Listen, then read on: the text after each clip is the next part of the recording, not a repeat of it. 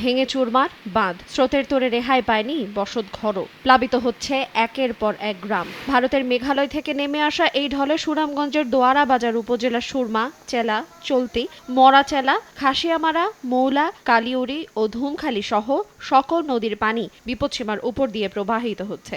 সীমান্তের ওপার থেকে বয়ে আসা খাসিয়ামারা নদীর উপচে পড়া স্রোতে লক্ষ্মীপুর ইউনিয়নের নোয়াপাড়া, ইদ্রিসপুর, চৌকিরঘাট, বেড়িবাঁধ ভেঙে বিভিন্ন হাওরে পানি ঢুকে পড়েছে।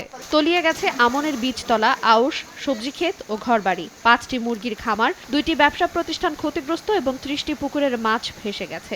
উপজেলা সদরের সঙ্গে লক্ষ্মীপুর ইউনিয়নের 28টি ও সুরমা ইউনিয়নের 5টি গ্রাম সহ সীমান্তের লক্ষাধিক মানুষের যোগাযোগ ব্যবস্থা অচল হয়ে পড়েছে।